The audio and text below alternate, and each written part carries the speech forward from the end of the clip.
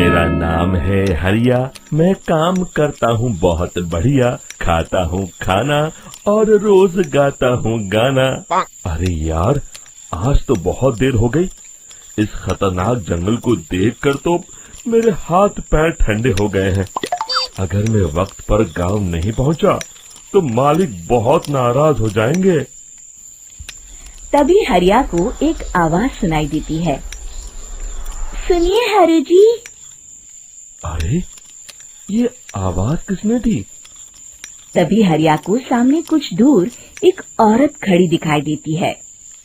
अरे भाई, ये औरत अकेली इतनी रात को इस जंगल में क्या कर रही है? चलकर पूछना पड़ेगा। फिर हरिया अपनी बैलगाड़ी उस औरत के सामने लाकर रोक देता है और उससे पूछता है। अरे सुनिए, आप इतनी रात को इस खतरनाक जंगल में अकेली क्या कर रही हैं? तभी वो औरत मीठी आवाज में कहती है। अरे हरु जी, आप आ गए। मैं कब से आपका इंतजार कर रही थी। वैसे तो यहाँ से काफी लोग गुजर चुके हैं, लेकिन मैं खास आपका इंतजार कर रही थी। अच्छा, तुम सच कह रही हो? मुझे तो यकीन नहीं हो रहा है। वो क्या है ना, आज तक किसी ने मुझसे इतने प्यार से बात नहीं की। हाँ हरु जी, मैं सच कह रही हूँ। अब देर मत करिए और जल्दी से मुझे मेरे घर तक छोड़ दीजिए। हाँ, कौन सी बड़ी बात है, अभी छोड़ देता हूँ। आप मेरे पीछे बैलगाड़ी में बैठ जाइए और मुझे रास्ता बताते चलिए।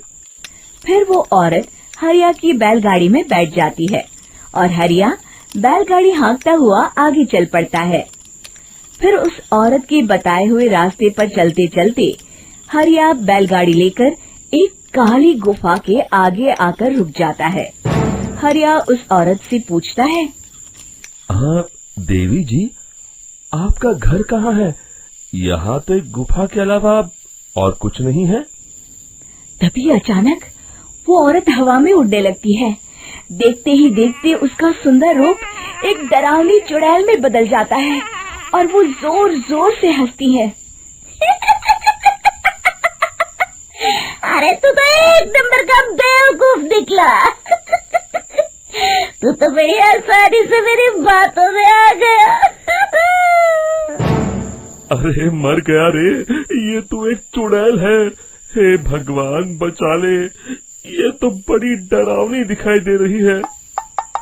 और फिर अगले ही पल हरिया की बैलगाड़ी में रखा सारा सामान हवा में उड़ता हुआ उस काली गुफा के अंदर चला जाता है और वो चुड़ैल भी उस गुफा के अंदर जाकर कहीं गायब हो जाती है। हरिया ये नजारा देख बुरी तरह घबरा और परेशान हो जाता है। अरे, ये चुड़ैल तो मेरा सारा सामान लेकर गुफा में गायब हो गई। अब क्या होगा? अगर मैं गांव खाली हाथ गया तो मालिक मेरी अच्छी खबर लेंगे। मेरी इस बात का कोई यकीन भी नहीं करेगा। फिर आखिर वही हुआ। हरिया के मालिक चंपक सेठ को हरिया की किसी भी बात पर रत्ती भर भी यकीन नहीं हुआ। चंपक सेठ को लगा हरिया झूठ बोल रहा है और उसने ही लालच में आकर सारा सामान हड़प कर लिया है। फिर हरिया को बेईमान समझकर चंपक सेठ उसे काम से निकाल देता है। अगले दिन अपनी दुकान में परेशान बैठा चंपक सेठ गुस्से में बड़बड़ाता है। अरे, दुकान में तो सामान बिल्कुल भी नहीं है। अब मुझे ही शहर जाकर सामान लाना होगा। फिर वो अपनी बैलगाड़ी लेकर शहर चला जाता है। शहर से सामान लेकर जब चंपक सेठ वापस गांव लौट रहा होता है, तभी उसे एक आवाज सुनाई देती है। चंपक जी, ओ चंपक जी। अरे, ये तो कोई मेरा नाम लेकर मुझे पुकार रहा है। फिर उस रास्ते में वही औरत खड़ी दिखाई देती है। फिर क्या था, हरिया की तरह चंपक सेठ भी उस औरत के पास अपनी बैलगाड़ी लेकर जाता है और वो भी उसकी चिकनी चुपड़ी बातों के मोह जाल में फंस जाता है। फिर चुड़ैल उसे भी अपनी गुफा तक ले जाती है और उसका सारा सामान लेकर गुफा में गायब हो जाती है। बेचारा चंपक सेठ लाचार होकर खाली हाथ गांव लौट आता है। फिर ये उस जंगल में रोज की बात हो जाती है। जो कोई भी शहर से कुछ लेकर गांव की तरफ लौटता, वो चुड़ैल उसे बेवकूफ बनाकर उसका सारा सामान लेकर गुफा में गायब हो जाती। एक दिन हरिया एक लकड़हारे को उसी जंगल की तरफ जाते हुए देखता है।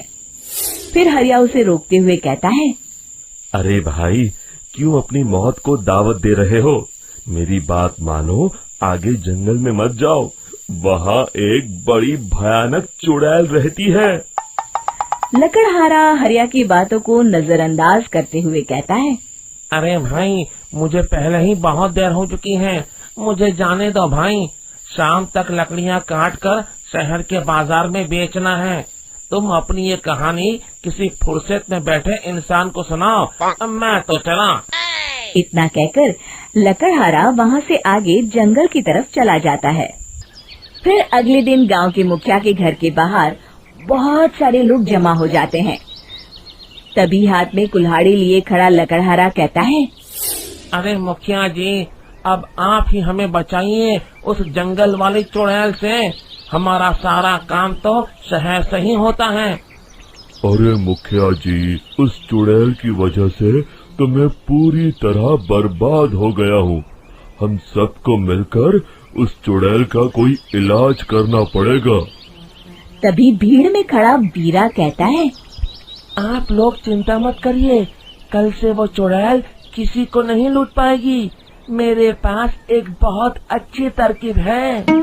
तभी चंपक सेठ उसका मजाक उड़ाते हुए कहता है, अरे तेरा नाम वीरा है तो क्या हुआ? तूने अभी उस चुड़ैल को देखा नहीं है? जाकर अपना काम कर, बड़ा आया। तब मुखिया जी कहते हैं, नहीं नहीं चंपक सेठ, मुझे लगता है हमें इस लड़के को एक मौका देना चाहिए। फिर सभी गांव वाले मुखिया जी की बातों से सहमत हो जाते हैं और वीरा शाम को एक बैलगाड़ी में कुछ सामान लादकर उस जंगल की ओर चल देता है। वीरा, ओ वीरा, कहाँ जा रहा है? तभी वीरा मुड़ के देखता है, वही चुड़ैल एक औरत के रूप में खड़ी है। अरे बहन जी, मैं आपको ही ढूंढ रहा था। देखिए, मैं आपके लिए क्या लाया हूँ। अरे वाह, तो खुद मेरे लिए इतना सामान लाया है। तू ही अकेला गांव में समझदार है। जरा देखो, मैं भी खोल के, बड़े भूख लगी है। जैसे ही चुड़ैल उस सामान पर से कपड़ा हटाती है, एक भगवान शिव की तेज रोशनी उसके अंदर मूर्ति से निकलती है और चुड़ैल अपने असली रूप में आकर जलने लगती है। अरे मैं जल रही हूँ, बचाओ! बचाओ! ओम नमः शिवाय! मर गई मैं! देखते ही देखते वो चुड़ैल राख के साथ उड़ जाती है और सभी गांव वाले भी वहां जाते हैं। शिक्षा बुराई पे सदा अच्छाई की ही जीत होती है।